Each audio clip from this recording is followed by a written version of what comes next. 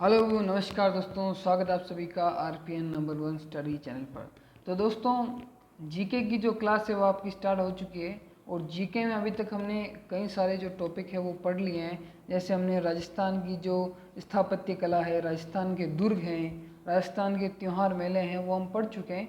और आज जो हम टॉपिक देखने वाले हैं वो है राजस्थान के नृत्य। जो राजस्थान के लोक नृत्य हैं उससे इम्पोर्टेंट जितने भी क्वेश्चन बनेंगे वो आज हम इस वीडियो में पढ़ने वाले हैं। अगर अभी तक आपने हमारे चैनल को सब्सक्राइब नहीं किया है तो जल्दी से सब्सक्राइब कर लें।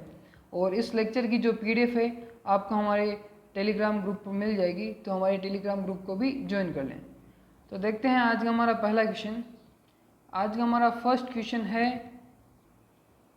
मेवाड़ के अरावली क्षेत्र की भील जाति का लोक नाट्य है। तो हमें बताना है जो मेवाड़ के अरावली क्षेत्र की जो भील जाति है उसका लोक नाट्य कौन सा है। Option number A Gandharva, option number 2 Gavri, option number C Bhavai या फिर ऑप्शन नंबर डी रमत।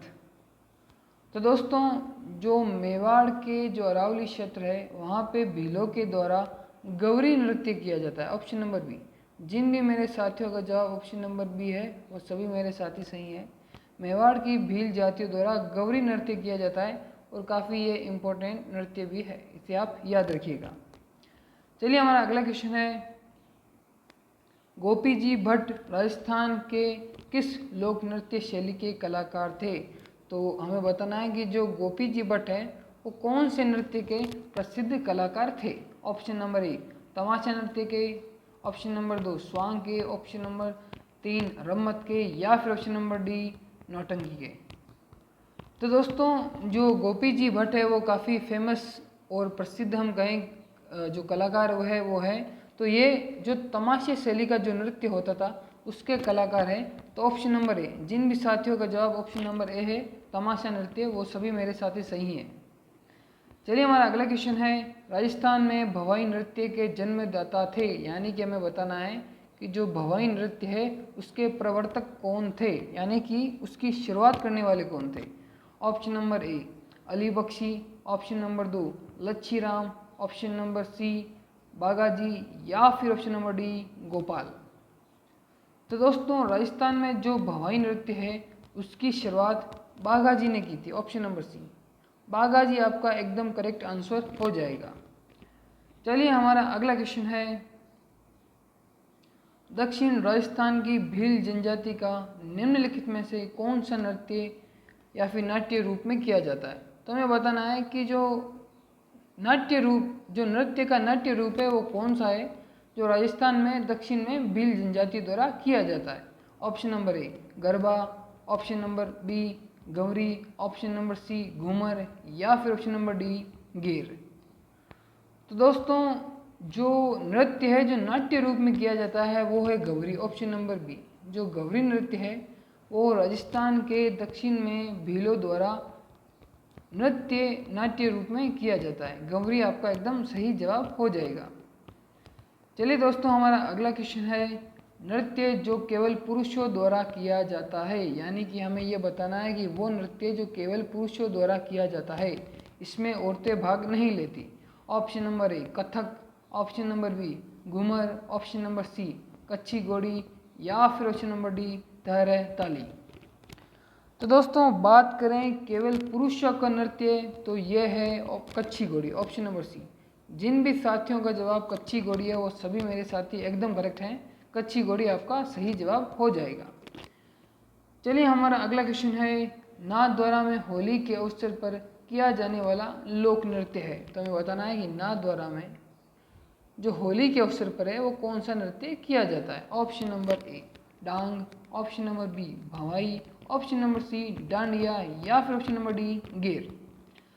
तो दोस्तों, नाथद्वारा में होली के अवसर पर डांग नृत्य किया जाता है। ऑप्शन नंबर ए, होली के अवसर पर नाथद्वारा में डांग नृत्य किया जाता है। ऑप्शन नंबर ए आपका सही जवाब हो जाएगा। चलिए हमारा अगला क्वेश्चन है, रम्मत नामक रंगमंच या फिर नाट्य। तो हमें बताना है कि जो रम्मत नामक नाट्य है वो किस क्षेत्र से संबंधित है। Option number A Bharatpur, option number B Mewar, option number C Bikaner या फिर ऑप्शन नंबर डी धौलपुर व करौली। तो दोस्तों जो रम्मत नाट्य है वो आपके ऑप्शन नंबर सी बीकानेर से संबंधित है। ऑप्शन नंबर सी आपका सही जवाब हो जाएगा। जो रम्मत, रंगमंच या फिर कहें नाट्य वो बीकानेर से संबंधित है। चलिए हमारा अगला क्वेश्चन है, ख्याल के जयपुर घराने के प्रवर्तक कौन थे? तो हमें बताना प्रवर्तक यानी कि जन्मदाता, शुरुआत करने वाले। तो ये बताना है कि जयपुर के ख्याल के प्रवर्तक कौन थे। Option number A Nasiruddin Khan, option number 2 Dullu Khan, option number C Manrang या फिर ऑप्शन नंबर डी हर रंग। तो दोस्तों बात करें जयपुर के ख्याल के प्रवर्तक तो वो थे Manrang, option number C. Option number C आपका एकदम सही जवाब हो जाएगा साथियों। चलिए हमारा अगला क्वेश्चन है, निम्नलिखित में से कौन सा नृत्य आदिवासी गरासियों से संबंधित है? आदिवासी की एक जनजाति है गरासिया जनजाति, उससे संबंधित कौन सा नहीं है वो हमें बताना है। दोस्तों नहीं पूछा है। ऑप्शन नंबर ए वालर नृत्य, option number B Mandal, option number C Ger नृत्य या फिर ऑप्शन नंबर डी कच्छी घोड़ी नृत्य। तो दोस्तों वालर है वो भी संबंधित है, मांडल है वो भी है और गेर, ये तीनों तो गरासिया जनजाति द्वारा किया जाता है, लेकिन जो कच्छी घोड़ी है वो नहीं किया जाता। Option number D. जिन भी साथियों का जवाब ऑप्शन नंबर डी है वो सभी सही है। जो कच्छी घोड़ी है वो गरासिया जनजाति द्वारा नहीं किया जाता, तो हमें नहीं पूछा है तो कच्छी घोड़ी हमारा सही जवाब हो जाएगा। चलिए हमारा अगला क्वेश्चन है, जालोर का ढोल नृत्य किस शैली में आयोजित होता है? तो हमें बताना है जो जालोर का ढोल नृत्य है वो किस शैली में आयोजित होता है। Option number A Nahar, option number B Dhuna, option number C Dhumb या फिर option number D थाकना।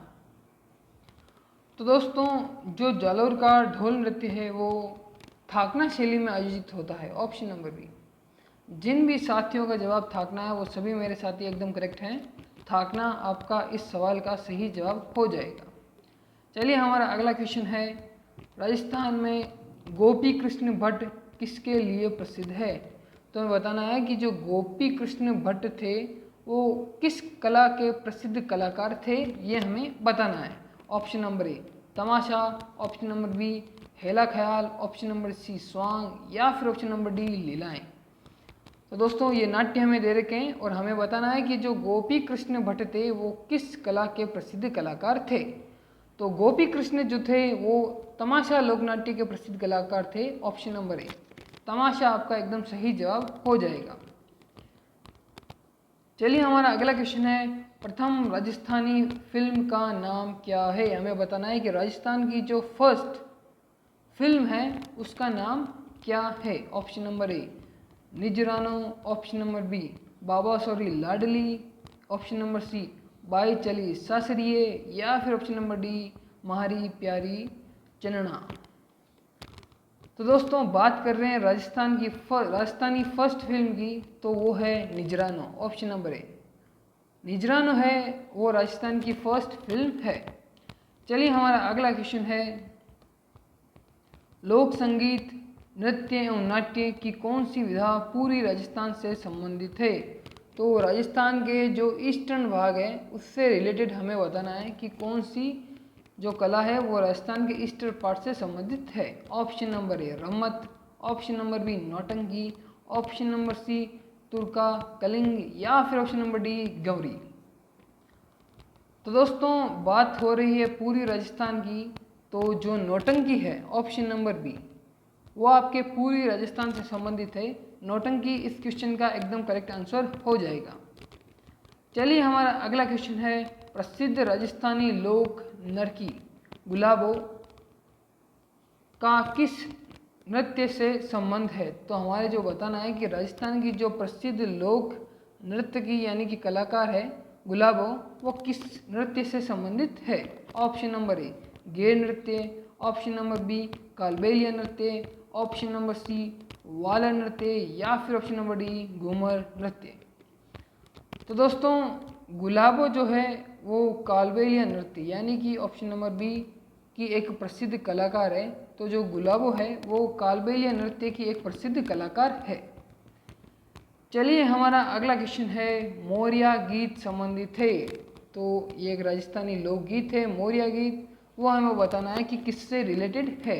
Option number ए विवाहित महिलाओं से, ऑप्शन नंबर बी विधवा महिलाओं से, ऑप्शन नंबर सी बालिकाओं से, या फिर option number D none of these. तो दोस्तों बात हो रही है मोरिया गीत की, तो ये बालिकाओं से संबंधित है, ऑप्शन नंबर सी। मोरिया गीत बालिकाओं से संबंधित है, बालिकाएं, ऑप्शन नंबर सी आपका एकदम करेक्ट आंसर हो जाएगा। चलिए हमारा अगला क्वेश्चन है, रतवई नृत्य का संबंध है। तो हमें बताना है कि जो रतवई नृत्य है उसका संबंध किस क्षेत्र से है, ये हमें बताना है। Option number A Nagaur, option number B Jodhpur, option number C Barmer, या फिर ऑप्शन नंबर डी अलवर। तो दोस्तों जो रतवई नृत्य है वो अलवर से संबंधित है, ऑप्शन नंबर डी। रतवई नृत्य अलवर से संबंधित है, ऑप्शन नंबर डी आपका एकदम सही जवाब हो जाएगा। चलिए हमारा अगला क्वेश्चन है, सो कली का घाघरा। हमें दिया है सो कली का जो घाघरा है वो किस नृत्य से संबंधित है। ऑप्शन नंबर ए चक्री नृत्य, ऑप्शन नंबर बी चरी नृत्य, ऑप्शन नंबर सी मछली नृत्य, या फिर ऑप्शन नंबर डी मयूर नृत्य। तो दोस्तों जो सो कली का घाघरा है वो ऑप्शन नंबर ए चक्री नृत्य से संबंधित है। जो सो कली का घाघरा है वो आपके चक्री नृत्य से संबंधित है, ऑप्शन नंबर ए आपका एकदम करेक्ट आंसर हो जाएगा। चलिए हमारा अगला क्वेश्चन है, द्विचक्री नृत्य का प्रचलन है। तो हमें बताना है कि जो द्विचक्री नृत्य है उसका प्रचलन कौन सी जनजाति या फिर कौन सी जाति के अंदर इसका प्रचलन है, यह हमें बताना है। Option number A Kanjar, option number B Kathodi, option number C मेवो में, या फिर ऑप्शन नंबर डी भीलों में। दोस्तों हमें द्विचक्री नृत्य बताना है। ओके, तो द्विचक्री जो नृत्य है वो भीलों से संबंधित है, ऑप्शन नंबर डी भील आपका एकदम करेक्ट आंसर हो जाएगा। द्विचक्री नृत्य भीलों से संबंधित है।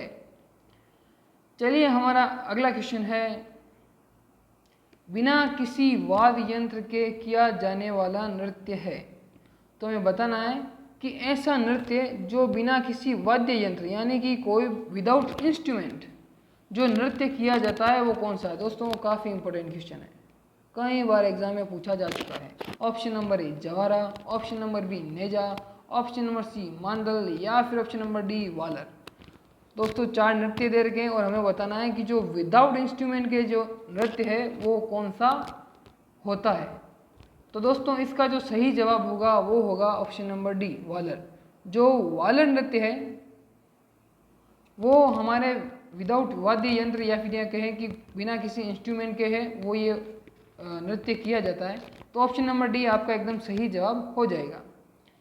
चलिए हमारा अगला क्वेश्चन है, निम्न में से व्यावसायिक नृत्य नहीं है। तो हमें बताना है कि कौन सा नृत्य व्यावसायिक नृत्य नहीं है। ऑप्शन नंबर ए भवाई नृत्य, ऑप्शन नंबर बी तहरताली नृत्य, ऑप्शन नंबर सी कच्छी गोड़ी नृत्य, या फिर ऑप्शन नंबर डी गंवरी नृत्य। तो दोस्तों व्यावसायिक नृत्य नहीं है वो पूछा है। कच्छी गोड़ी तो व्यावसायिक है, तहरताली भी व्यावसायिक है, गौरी भी व्यावसायिक है। जो दोस्तों नहीं गौरी व्यावसायिक नृत्य नहीं है। ऑप्शन नंबर डी जो गौरी है वो व्यावसायिक नृत्य नहीं है, तो इसका जो सही जवाब होगा वो होगा Gauri. Option number D Gauri नृत्य व्यावसायिक नृत्य नहीं है। बाकी तहरताली, कच्छी गोड़ी और भवाई ये तीनों जो नृत्य हैं ऊपर वाले वो व्यावसायिक नृत्य हैं। जो गौरी नृत्य है वो व्यावसायिक नृत्य नहीं है। इस क्वेश्चन का सही जवाब गौरी डी हो जाएगा। चलिए हमारा अगला क्वेश्चन है, रमत लोकनाट्य किस क्षेत्र से संबंधित है।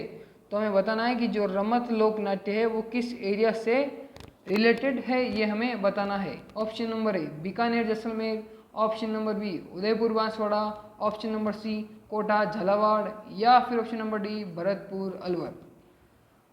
तो दोस्तों बात करें रमत लोकनाट्य की तो ये संबंधित है जैसलमेर और बीकानेर से, यानी कि ऑप्शन नंबर ए बीकानेर और जैसलमेर आपका एकदम करेक्ट आंसर हो जाएगा। रमत लोकनाट्य बीकानेर और जैसलमेर से रिलेटेड है। चलिए हमारा अगला क्वेश्चन है, निम्नलिखित में से कौन सा नृत्य भीलों का नहीं है। तो हमें बताना है कि भीलों का नृत्य इनमें से कौन सा नहीं है। Option number A Gavari, option number B Ger, option number C Neja या फिर option number D संकरिया।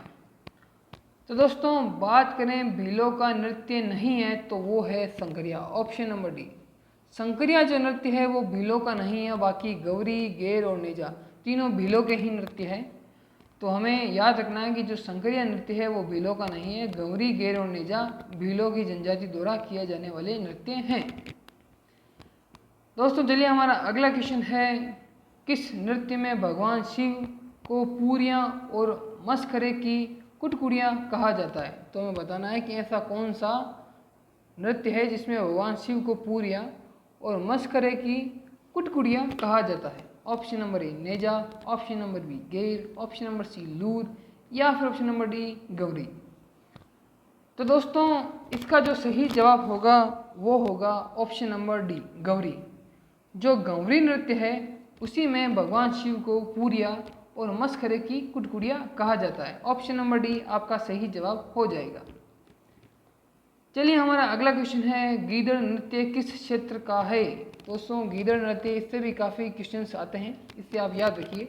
Option number A Shekhawati, option number B Marwar, option number C Mewar या फिर ऑप्शन नंबर डी नाथ द्वारा। तो दोस्तों जो गीदड़ नृत्य है वो आपके शेखावाटी क्षेत्र से रिलेटेड है। ऑप्शन नंबर है, जिन भी साथियों का जवाब शेखावाटी है वो सभी मेरे सही हैं। अगर शेखावाटी क्षेत्र की बात करें तो आपके जो सीकर झुंझुनू वाला जो एरिया है, सीकर झुंझुनू का जो एरिया है वो है, साथ में चूरू का भी कुछ इलाका शेखावाटी क्षेत्र में आता है।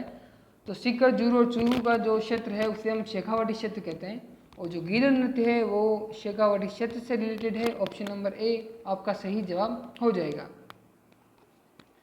दोस्तों हमारा अगला क्वेश्चन है, जानकीलाल भांड किस नाट्य से संबंधित है। तो हमें एक और कलाकार का नाम दे रखा है जानकीलाल भांड, ये हमें बताना है कि किस नाट्य से संबंधित थे। Option number A Ramat, option number B Gauri, option number C Tamasha या फिर ऑप्शन नंबर डी स्वांग। तो दोस्तों बात करें जानकीलाल भांड की तो ये स्वांग कला के प्रसिद्ध कलाकार थे। ऑप्शन नंबर डी स्वांग आपका सही जवाब हो जाएगा। जानकीलाल भांड स्वांग कला के एक प्रसिद्ध कलाकार थे। तो दोस्तों इसी के साथ हमारा ये टॉपिक खत्म होता है। उम्मीद करता हूँ कि आपको वीडियो पसंद आई होगी और आपको सब कुछ अच्छे से समझ में आया होगा। तो आज के लिए इतना ही, मिलते हैं किसी नेक्स्ट वीडियो में, तब तक के लिए धन्यवाद।